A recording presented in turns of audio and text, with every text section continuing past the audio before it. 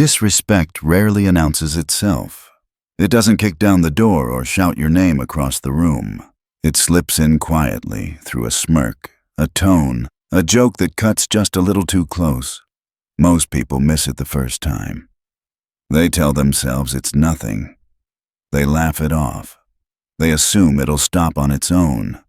And in that moment, without realizing it, they give something away. Because here's the truth most people never learn. The first time you ignore disrespect, you silently agree to it. Machiavelli understood this centuries ago. He lived in a world where power wasn't theoretical. It wasn't motivational. It was survival. And one of the things he understood better than almost anyone is this. Respect is not something you wait for. It's something that is enforced. When someone disrespects you, they're not just being rude. They're running a test. They're probing your boundaries. They're asking a very specific question. How much can I get away with here? And every time you let it slide, you answer that question for them. No, you're not worth taking seriously. I've spent years studying power dynamics, social hierarchy, and human behavior, and if there's one pattern that shows up everywhere, from workplaces to families to friendships, it's this. People don't mistreat others because they're strong. They do it because they believe they can. The people who get walked all over aren't always weaker, less intelligent, or less capable. Very often, they're just unaware of the game that's being played. They believe being kind means absorbing bad behavior. They believe turning the other cheek makes them noble. They believe that if they're patient enough, understanding enough, accommodating enough, things will eventually improve. But in a world where people compete for attention, influence, resources, and status, constant niceness sends the wrong signal. It doesn't say, I'm good. It says, I'm safe to test. And to the wrong kind of person, that reads as an invitation. That's why predators don't start with punches. They start with jokes. They start with interruptions. They start with subtle dismissals. And if there's no resistance, they escalate. Not because they hate you, but because you've shown them there's no cost. Today, we're going to talk about the darkest, most effective way to handle disrespect. This is not about yelling. It's not about insults. It's not about emotional reactions or dramatic confrontations. This is about cold, deliberate control. This is about becoming someone who others instinctively hesitate to cross. I'm going to walk you through 5 psychological tactics that fundamentally change how people treat you. These are not feel-good ideas. They're not polite advice designed to keep everyone comfortable. These are strategies that work in the real world because they align with how people actually think and behave. By the end of this video, you'll understand why silence can be more intimidating than words, why consistency creates fear without aggression, and why the most powerful people are the ones who need nothing from anyone. You'll also learn how to see disrespect differently, not as an insult, but as information, as data. Because once you start reading people accurately, you stop reacting emotionally and start moving strategically. This isn't about becoming cruel. It's about becoming untouchable. Before we go any further, I want you to drop this affirmation in the comments. Disrespect sharpens my awareness. Now let me ask you something. How many times have you replayed a moment of disrespect in your head later that night? How many times have you thought, I should have said something, or I should have handled that differently? How many times have you felt that slow burn of frustration, not because of what they said, but because you let it happen? That ends today, because once you understand the rules of this game, you stop being surprised by people's behavior. You stop freezing. You stop reacting late. And most importantly, you stop sending the wrong signals. Here's the first thing most people get wrong about disrespect. They think it shows up clearly, loudly, obviously, like a punch to the face. But that's not how intelligent people disrespect you. Real disrespect is quiet. It's disguised as humor. It hides behind friendliness. It wears the mask of just kidding. It's the coworker who constantly interrupts you, the friend who makes sharp comments and then smiles, the family member who dismisses your opinions with a wave of the hand. And it almost always follows the same pattern. First, they test lightly. A joke about your choices, a comment about your appearance, a subtle dig at your competence. They're watching you closely, not for what you say, but for how you respond. If you laugh along, you've just taught them something important. You tolerate it. So next time, the joke goes a little further. The tone gets a little sharper. The interruptions become more frequent. The dismissiveness becomes more visible. Each move is small enough to deny, small enough to excuse, small enough that calling it out feels petty. But together, they form a system. A system where you are slowly positioned as someone who can be disrespected without consequence. And if you keep tolerating it, telling yourself you're being mature, patient, or the bigger person, you unintentionally train them to use you as an emotional outlet. A safe target, someone they can unload on without risk. I've watched this destroy careers. I've watched it poison friendships. I've watched good people slowly lose their self-respect while insisting they were just being nice. Machiavelli lived in a world where weakness was punished immediately. He understood that people are always observing each other, always looking for cracks. Not because they're evil, but because it's human nature.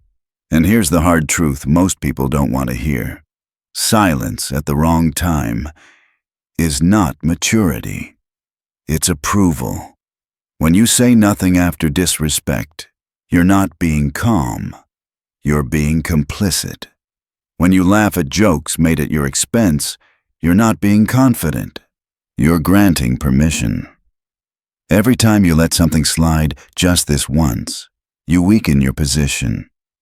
You teach people that your boundaries are flexible, that your dignity is negotiable. This is why some people command respect everywhere they go, while others spend their lives being subtly undermined. It's not about charisma. It's not about looks. It's not even about confidence in the traditional sense. It's about understanding that every interaction is a negotiation. Every conversation carries a power dynamic. Every relationship develops a hierarchy, whether you acknowledge it or not. And that hierarchy is built through thousands of small moments where respect is either claimed or surrendered. Most people are reacting emotionally, one moment at a time. They're playing checkers, focused only on the move right in front of them. But a few people are playing chess. They're thinking several moves ahead. They're building patterns. They're shaping how others perceive them long before conflict even arises. Today, you start playing chess. And the first move, the foundation of everything that follows, is something most people completely misunderstand. Silence. Not weak silence. Not frozen silence. Strategic silence. And understanding the difference between the two will change how people see you forever. That's where we begin. Weak silence and strategic silence look similar on the surface, but psychologically, they are opposites. Weak silence comes from fear. It's the pause you take because you don't know what to say, because you're hurt, or because you're worried about how you'll be perceived. People can feel it. Your body language gives it away. Your energy shrinks. And when others sense that hesitation, it invites pressure. It tells them you're unsure of yourself. Strategic silence, on the other hand, comes from control. It's not empty, it's loaded. It's the moment where you choose not to respond because you're assessing. You're deciding whether this person is worth your energy. You're letting the weight of their own words sit in the room without rescuing them from it.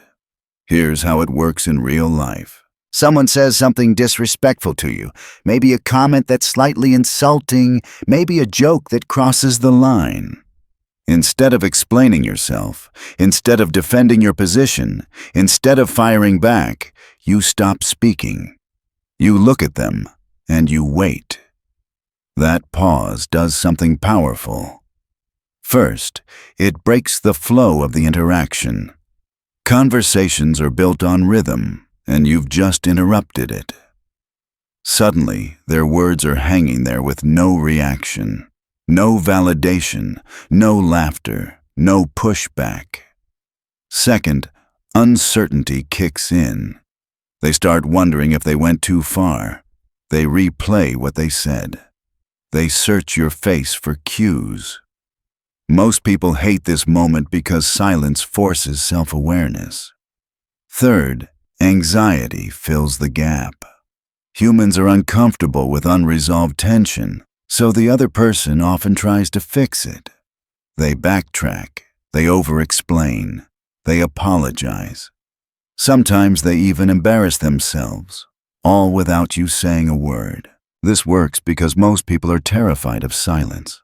They rush to fill it with words, jokes, nervous laughter. But when you're comfortable sitting in it, you gain leverage over anyone who isn't. Silence creates unpredictability, and unpredictability creates caution. People aren't afraid of loud emotional reactions, they expect those. What unsettles them is not knowing where they stand with you. When they can't read you, they can't manipulate you. And when they can't predict your response, they think twice before testing you again. Imagine a group setting. Someone makes a joke at your expense. Everyone laughs. Normally, you'd be expected to laugh along, or at least smile. Instead, you don't. You look at the person who made the joke. Neutral expression. Calm posture. No words. The laughter fades. The room shifts. Suddenly, everyone is aware something just happened. The joke maker feels exposed. They may try to explain themselves. They may apologize. They may get defensive. But either way, the dynamic has changed. You didn't argue. You didn't escalate. You didn't lower yourself to the level of the joke. You simply removed the comfort they were expecting. This is why silence is so powerful. It's not absence. It's pressure. It's restraint. It signals that you're not reactive, not needy, and not available for disrespect. But here's the key most people miss. Your silence must come from strength. If you're quiet because you're hurt, people sense that and push further. If you're quiet because you're choosing restraint, people feel it, and they pull back. That difference comes down to your internal state. You're not withholding a response because you're unsure. You're withholding it because you're deciding whether one is deserved. Drop this affirmation in the comments. My silence speaks volumes. Start practicing this in small situations. When someone makes a careless remark, pause. Hold eye contact. Let them feel the weight of what they said. You'll notice something interesting happen over time. People begin to watch themselves around you. They slow down. They choose their words more carefully. Not because you threaten them, but because you made disrespect uncomfortable. Now let's move to the second principle, one that separates people who command respect from people who constantly have to fight for it. Relentless consistency. This is where most people lose their power. They set a boundary once and expect it to stick forever. They handle disrespect well one time and assume people will remember. But human behavior doesn't work like that. People test patterns. If your standards only apply sometimes, people will keep pushing until they find the moments when they don't apply at all. Think of human behavior like water. It always flows toward the path of least resistance. If your boundaries have gaps, people will find them. If your rules are negotiable, people will negotiate them down to nothing. This is why consistency matters more than intensity. Handling disrespect perfectly once means nothing if you tolerate it the next time. In fact, inconsistency is worse than weakness. It confuses people and encourages further testing. The people who command the most respect are almost boring in how predictable they are. They respond the same way every time. Calm, firm, unemotional. They don't have on days and off days when it comes to self-respect. Now think about the people who get walked all over. They're inconsistent. They let small things slide to avoid conflict. They make exceptions for people they like. They stand up for themselves when they're in a good mood and stay quiet when they're tired. This inconsistency trains others to keep trying. It's like pulling a slot machine. Sometimes they get a reaction, sometimes they don't. That uncertainty encourages more attempts, not fewer. Power, as Machiavelli understood, is built through repetition. Every time you enforce your standard, your reputation strengthens. Every time you make an exception, it weakens. When you become relentlessly consistent, something changes. People stop guessing. They know exactly what behaviors will trigger consequences. That predictability creates caution, and caution creates respect. Here's what consistency looks like in real situations. Someone interrupts you during meetings. Every single time it happens, you stop talking. You look at them. You wait until they finish. Then you continue exactly where you left off. No comments, no irritation, no exceptions. Someone makes jokes at your expense. Every time. No laughter, no smiles, no participation. You continue the conversation as if the joke never happened. Someone tries to unload their emotional problems on you when you're busy. Every time you say calmly, "I can't talk right now." Not sometimes. Not only when you're in a good mood. Every time. The words matter less than the pattern. When people realize your response is automatic and unchanging, they stop testing. There's no thrill in pushing boundaries that never bend. But here's where most people struggle. Consistency must apply to small things, not just major disrespect. The eye roll, the dismissive tone, the subtle smirk, the slight exclusion. All of it gets the same calm, measured response. This may sound harsh, but it's actually clearer and kinder than inconsistency.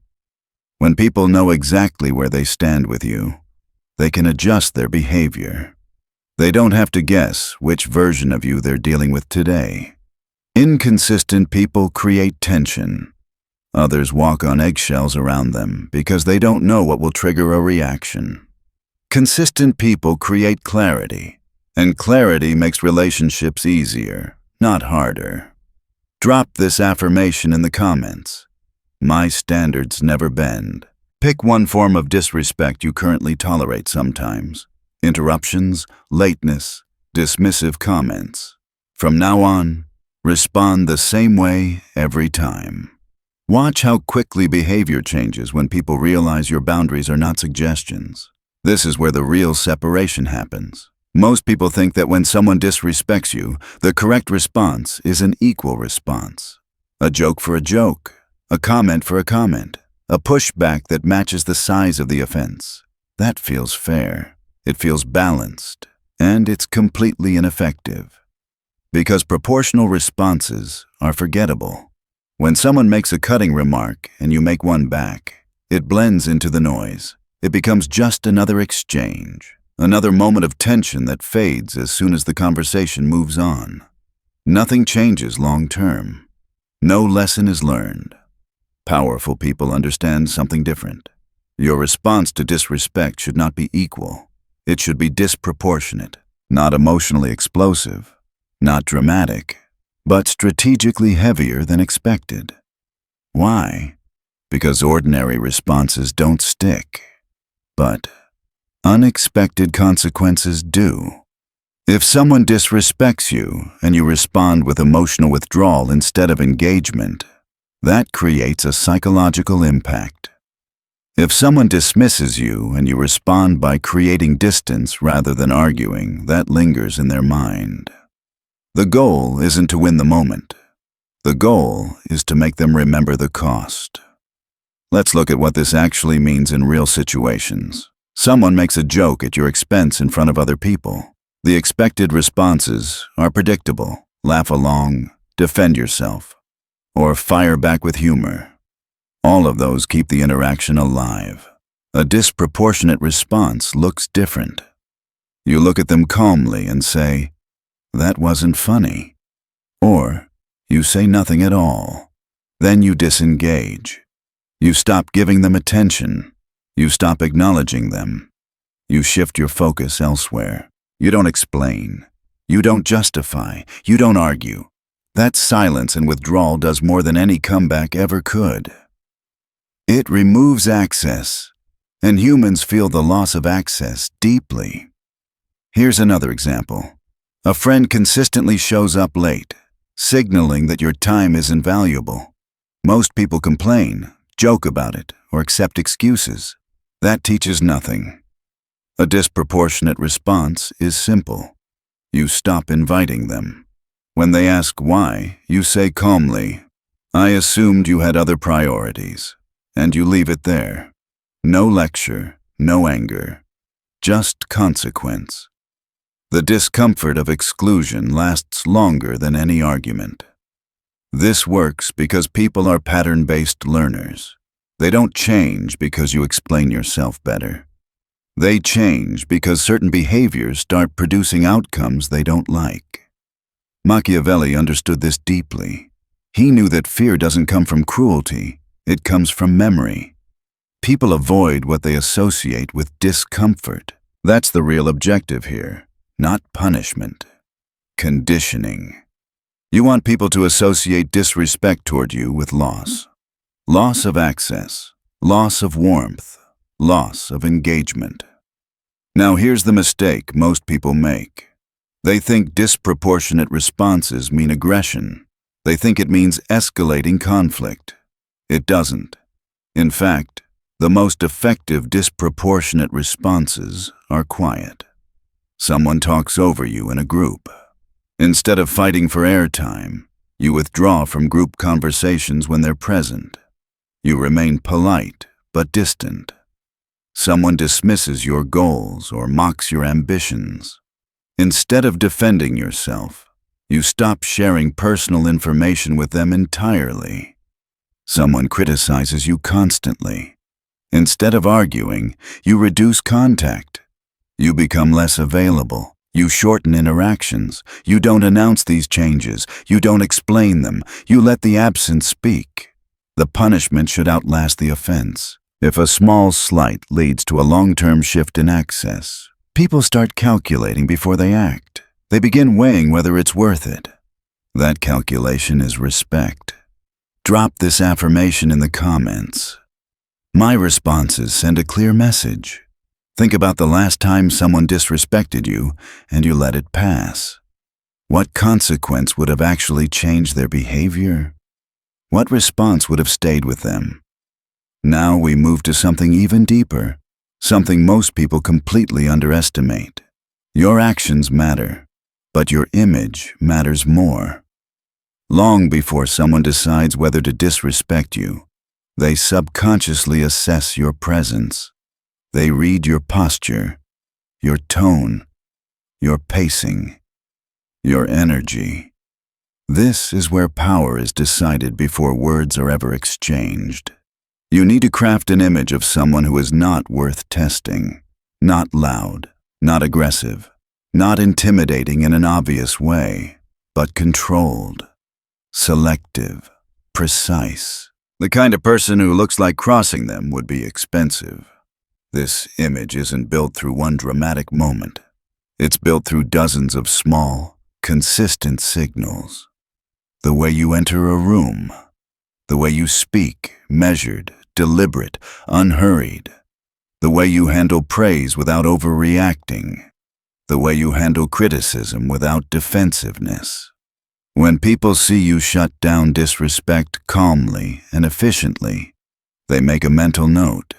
You get categorized, and once that category forms, it follows you into every new interaction. Think about the people you naturally respect. They don't demand respect. They don't announce boundaries. Their presence communicates it. They don't chase approval. They don't argue with disrespect. They don't over-explain themselves. They have options, and people can feel that. Machiavelli wrote that people judge you by what you appear to be, not by what you claim to be. And appearance, in this sense, is behavioral consistency. You want to appear untouchable, not because you're feared, but because you're clearly not desperate for engagement. Here's how you start building that image. First, you become selective. Not everyone gets your warmth. Not everyone gets your time. Not everyone gets access to your inner world. Not everyone gets second chances. Selectivity creates value. Second, you stop chasing. If someone doesn't respond to your message, you don't follow up. If someone cancels plans, you don't immediately reschedule. If someone pulls back, you don't lean forward. You let distance exist without panic. Third, you stop over-explaining.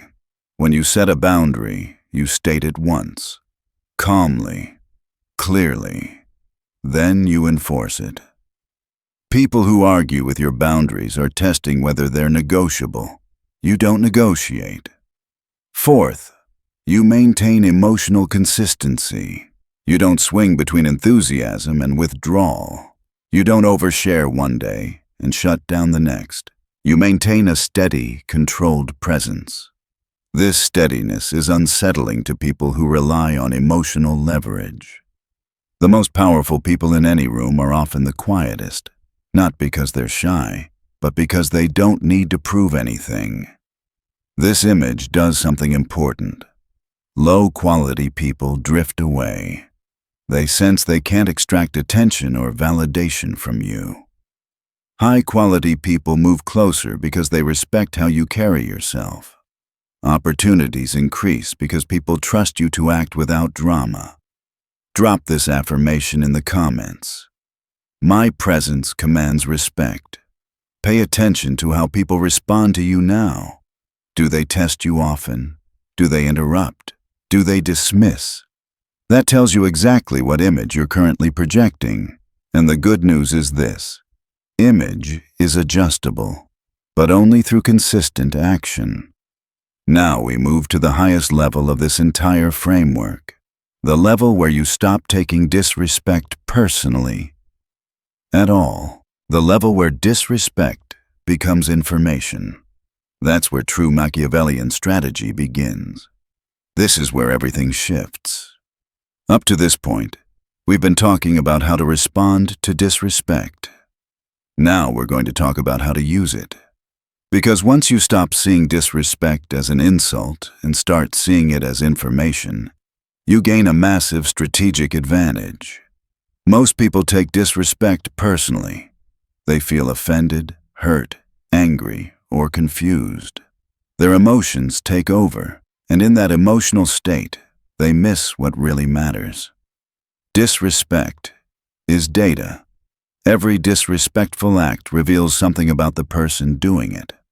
Their insecurities, their intentions, their perception of you, their position in the social hierarchy, real or imagined. When you understand this, you stop asking, "How dare they?" and start asking, "What does this tell me?" That question changes everything. Machiavelli believed that human nature is remarkably consistent once you know what to observe.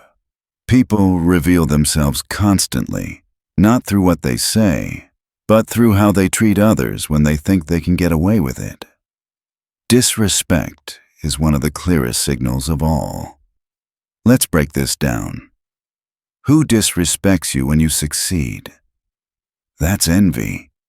They feel threatened by your progress, so they try to minimize it. They make jokes. They downplay your achievements. They suddenly become honest in ways they weren't before. Who disrespects you when no one else is around? That's cowardice. They need privacy to feel powerful. They rely on the absence of witnesses because they know their behavior wouldn't be tolerated publicly. Who disrespects you in subtle ways but acts polite in front of others? That's calculation. They're managing appearances. They want plausible deniability. They want control without accountability. Who becomes angry when you set boundaries? That's entitlement. They were benefiting from your lack of boundaries, and now the supply has been cut off. Each of these behaviors tells you something specific, and once you see it clearly, you can make better decisions. Machiavelli warned that many people keep enemies close without realizing it, not because those enemies are obvious, but because they hide behind friendliness. Disrespect is often the first crack in the mask. Most people ignore it. They make excuses. They didn't mean it. They were just joking. They were having a bad day. And in doing so, they continue investing time, trust, and energy into people who don't respect them. Smart people do the opposite. They watch patterns. A single incident doesn't mean much, but repeated behavior always tells the truth.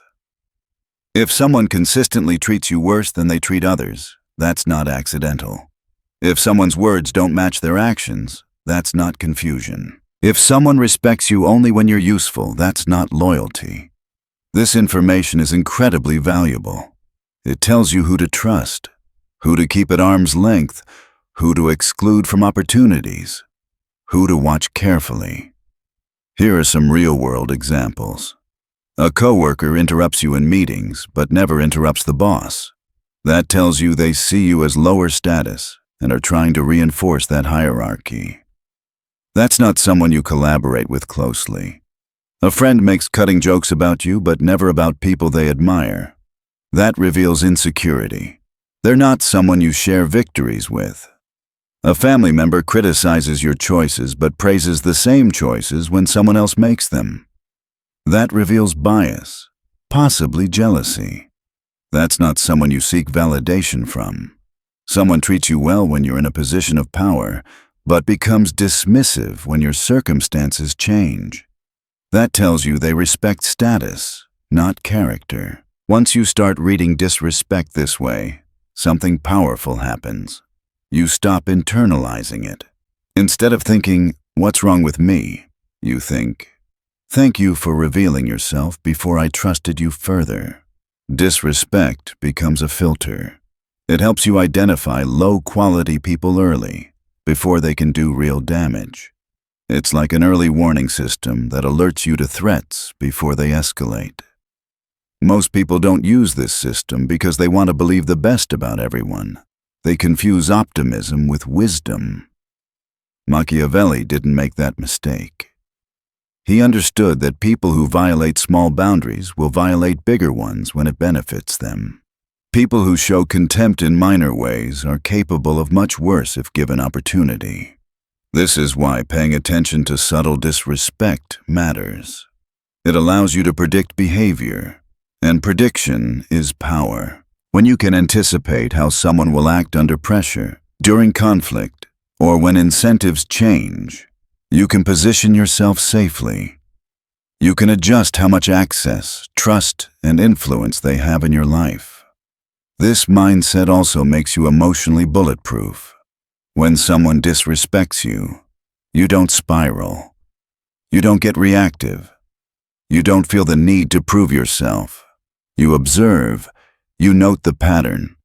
You adjust accordingly. Drop this affirmation in the comments. Disrespect reveals truth. Now let's go one layer deeper. Understanding disrespect as intelligence also helps you stay calm in the moment. Because once you realize that most disrespect isn't really about you, the emotional charge disappears. People disrespect others for predictable reasons. Sometimes it's insecurity. They need to lower someone else to feel higher. Sometimes it's dominance. They're testing hierarchy. Sometimes it's fear. They want to discourage you from succeeding. Sometimes it's habit. They've learned that disrespect works on certain people. Here's the key insight. Most people who dish out disrespect cannot handle receiving it. They choose targets they believe won't push back. They expect either quiet acceptance or emotional reaction. Both outcomes benefit them. Quiet acceptance establishes dominance. Emotional reaction makes you look unstable. But when you respond with calm, strategic control, silence, consistency, distance, you break their model. They don't know how to respond. Suddenly, they look petty. They look aggressive. They look out of control. This reversal is powerful because it happens without you doing anything dramatic. You didn't attack. You didn't insult. You didn't escalate. You simply refused to play the role they assigned you. And once you stop playing that role, they lose interest. People who rely on disrespect are always looking for easy targets. When you make yourself difficult, firm boundaries, real consequences, they move on. Not because you scared them, because you're no longer efficient. This is not about being cruel. It's about understanding how human dynamics actually work. Kind people can have boundaries. Calm people can demand respect. Good people can refuse poor treatment. These principles don't just change isolated moments. Over time, they change your reputation. People start talking about you differently. They warn others. He doesn't tolerate nonsense. She has standards. That reputation precedes you into new rooms. And once that happens, most disrespect never even starts. At this point, you've learned how to recognize disrespect, how to shut it down in the moment, how to enforce boundaries consistently, and how to read people accurately when they reveal themselves. Now we bring everything together, because the real power of these principles doesn't show up overnight. It compounds. When you handle disrespect with calm, calculated control over time, something subtle but permanent begins to happen. Your reputation changes. People start adjusting before they interact with you. They choose their words more carefully. They hesitate before making jokes at your expense. They think twice before interrupting or dismissing you. Not because you demanded respect, but because you've created conditions where disrespect no longer pays off. This is how power actually works in the real world. Most people believe respect comes from confrontation, from calling things out, from standing their ground loudly. But loud responses attract resistance. They turn every interaction into a debate. Quiet consistency does something far more effective. It makes disrespect inefficient. Over time, the people who relied on your tolerance drift away. They look for easier targets, people who still explain, justify, overreact, or absorb mistreatment. Meanwhile, a different type of person begins to move closer. People who respect boundaries, people who value clarity, people who don't need to test others to feel important. This shift improves every area of your life. Professionally, colleagues start taking you more seriously. They stop interrupting. They stop assigning you low-value tasks out of habit. They see you as someone who won't tolerate being sidelined. Personally, relationships become cleaner. Fewer passive-aggressive comments, less emotional dumping, less confusion about where you stand with people. Romantically, dynamics change dramatically. When you don't chase, over-explain, or tolerate subtle disrespect, attraction becomes easier and more natural. Not because you're playing games, but because self-respect is magnetic. This is the part most people never experience, because they quit too early. They enforce boundaries once, then cave. They try silence once, then panic. They apply standards selectively, then wonder why nothing sticks. Consistency is what turns strategy into identity. Once people associate you with firmness, calmness, and consequence, they stop challenging you altogether. The game shifts from reaction to prevention. And here's something important to understand.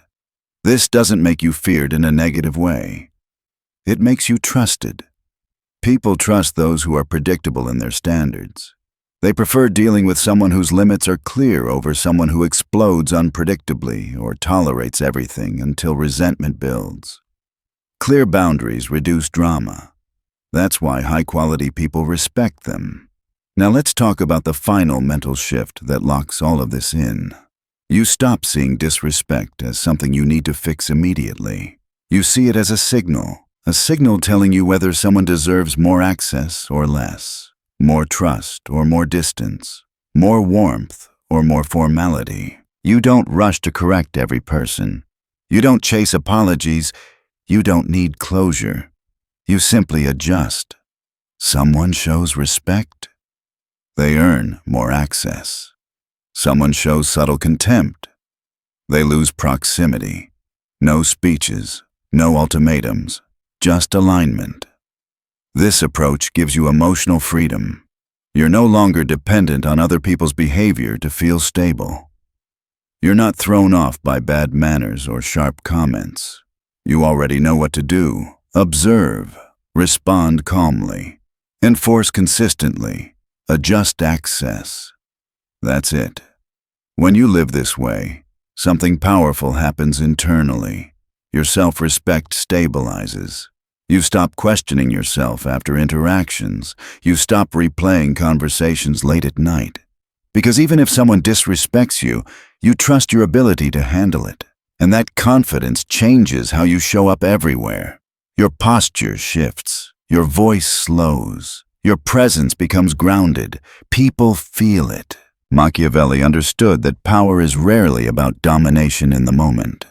It's about shaping the environment so the domination is unnecessary. When others know that crossing you has real, quiet consequences, they regulate themselves.